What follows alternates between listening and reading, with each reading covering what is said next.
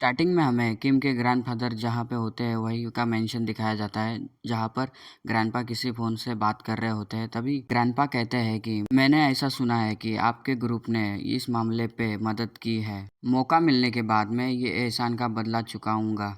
तभी फ़ोन वाला बंदा कहता है कि इसके बारे में सुनकर मुझे भी आश्चर्य हुआ। मैं इस बात को लेकर भी निश्चित नहीं हूँ कि फैमिली मैटर में बीच में आना ये अच्छा है कि नहीं। फिर किम के ग्रैंडपा कहते हैं कि मैंने जो सुना है उसके अनुसार किम ने एसडब्ल्यूएस को जानबूझकर बीच में नहीं खींचा है। ये कुछ ऐसा नहीं था जिसे वो अकेली संभाल सकती थी और ये शुरू से ही गलत दृष्टिकोण था। ये कहते ही हमें यूनी के ग्रैंडफादर को दिखाते हैं जो सामने फोन पर होते हैं। अभी यूनी के ग्रैंडपा कहते हैं कि मैं समझता हूँ चीजें अनजाने में ही हाथों से निकल गई, पर ये ऐसा कैसे हुआ। तभी किम के ग्रैंडफादर सोचने लग जाते हैं। फिर वो कहते हैं कि ओ यंग लड़का जिसने किम की मदद की है। ये सुनकर अपने यूनी के ग्रैंडपा कहते हैं कि तभी किम के ग्रैंडपा कहते हैं कि शायद ऐसा इसीलिए है कि मैं ओल्ड हो रहा हूँ और मुझे प्रोटेक्ट करने के लिए बहुत सी चीजें हैं, लेकिन ऐसा कैपेबल लड़का उसकी तलाश में रहना अस्वस्थ करने वाला होगा, इसीलिए मैंने कहा था। तभी उन्हीं के ग्रैंडफादर कहते हैं कि बुरी चीजों के बारे में मत चिंता करो और बस अपने आप को ठीक करो और उठ जाओ। तभी ये सुनकर किम के ग्रैंडफादर हंसते हुए कहते हैं कि हाँ हाँ चिंता मत करो, मैंने उसे स्काउट का ऑफर दिया था लेकिन वो नहीं माना। कोई भी सामान्य व्यक्ति इस ऑफर को सुनते ही कोई भी उछल पड़ता और ये ले लेता। ये सुनने के बाद यूनी के ग्रैंडफादर थोड़ा सीरियस होके कहते हैं कि क्या कहा तूने। ये सुनने के बाद किम के ग्रैंडफादर हंसते हुए कहते हैं कि तुम इतने सीरियस क्यों लग रहे हो, जब तुम सीरियस दिखते थे तो मैं डर जाता था, लेकिन मुझे लगता है कि मेरे लिए ज्यादा समय नहीं बचा, तो अब ये डरावना नहीं है। ये सुनने के बाद यूनी के ग्रैंडफादर कहते हैं कि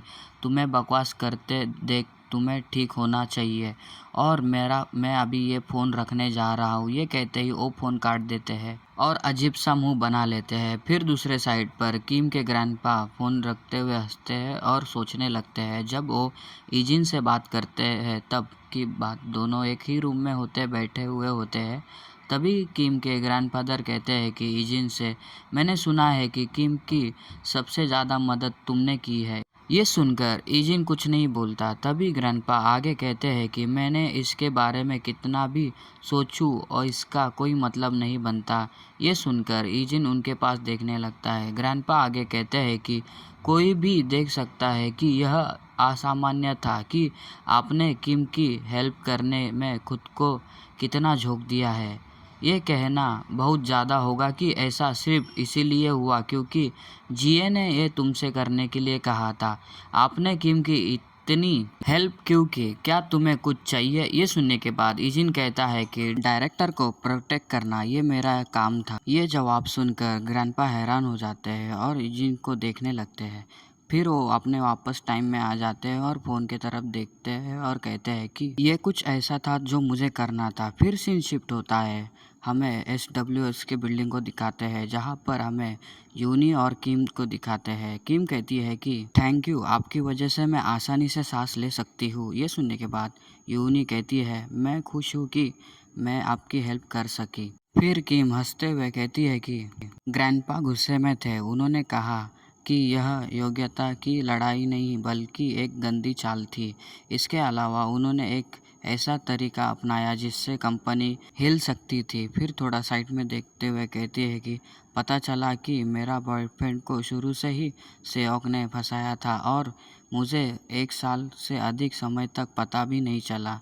सेवक को विदेश में भेज दिया गया है और वो कुछ समय तक के लिए कोरिया वापस नहीं आएगा और अंकल को अपने बच्चे को देखभाल नहीं करने के लिए डांटा गया था, लेकिन उन्होंने विशेष रूप से पनिशमेंट नहीं किया गया था। ये सुनने के बाद यूनी मन में कहती है कि उसे ऐसे और अंकल के संबंधों के बीच के बारे में पता होना चाहिए, लेकिन इससे ऐसे में अराजकता फैलेगी, इसीलिए उन्होंने इसे जाने का नाटक करने और उसे ख़त्म करने का निर्णय लिया है। किम आगे कहती है कि ठीक है, सब कुछ हल नहीं हुआ है, लेकिन कुछ समय के लिए हमारे सामने कोई भी समस्या नहीं होगी। हालांकि हम अन्य तरीकों से संघर्ष कर सकते हैं। तभी उन्हीं कहती है कि खैर ये अच्छा है कि ये इस तरह से निकला। फिर किम कहती है लेकिन इजिन आज सुबह नहीं आया है क्या। तभी उन्हीं चाय पीते हुए कहती है कि क्या इजिन की ज़रूरत ख़त्म हो गई है और तुम्हारे ग्रैंडपा ने तुम्हारी प्रोटेक्ट करने के लिए कई लोग भेजे हैं। ये सुनने के बाद किम सैड होती है और कहती है कि यूनी। तभी यूनी कहती है कि बस काफ़ी है।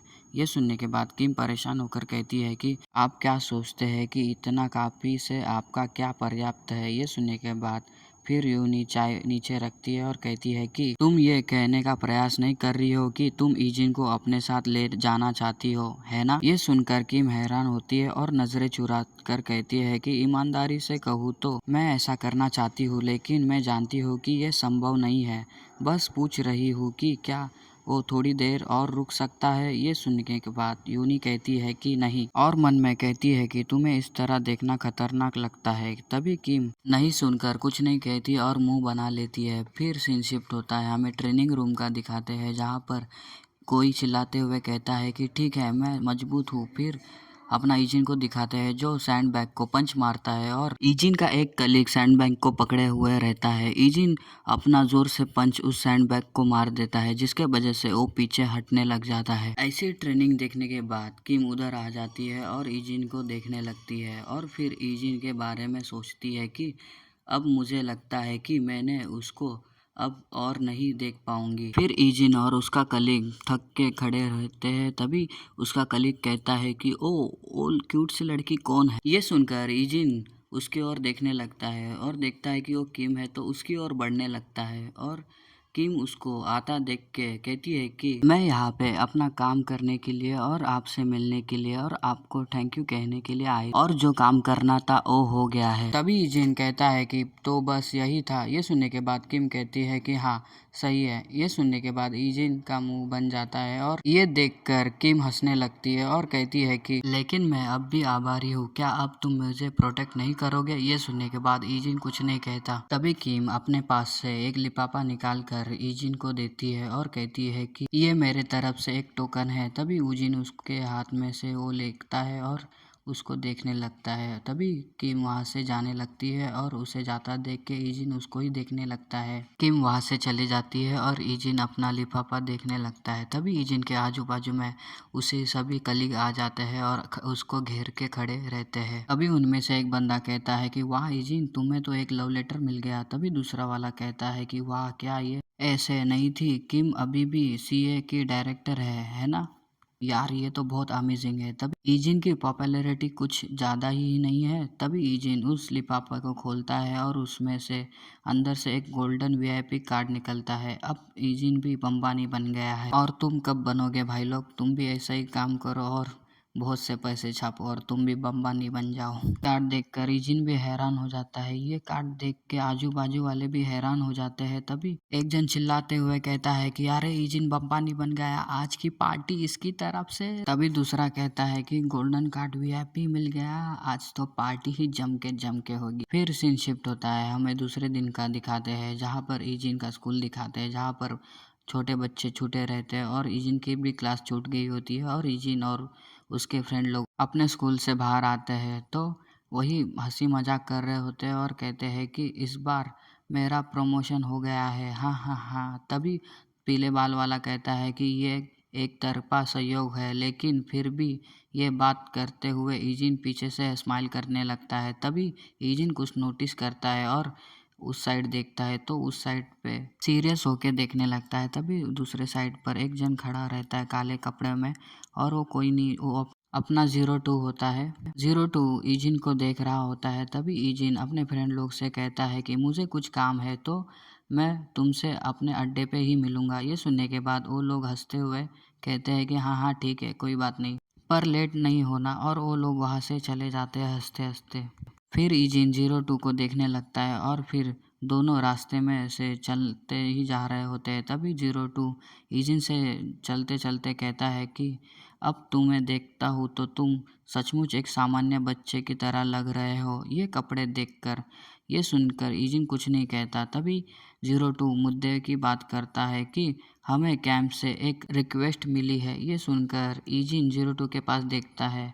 उन्होंने हमसे ऑफर दिया है पैसे का, बहुत सारे पैसे का। तभी ईजिन कहता है क्या, कैम तभी 02 कहता है कि हाँ कैम से वो चाहते हैं कि हम एलिस से निपटे। ये सुनने के बाद इजिन हैरान हो जाता है और ये एपिसोड यही खत्म होता है। मिलते हैं नेक्स्ट एपिसोड में। एपिसोड अच्छा लगा तो लाइक और सब्सक्राइब कर देना। मिलते हैं, बाय।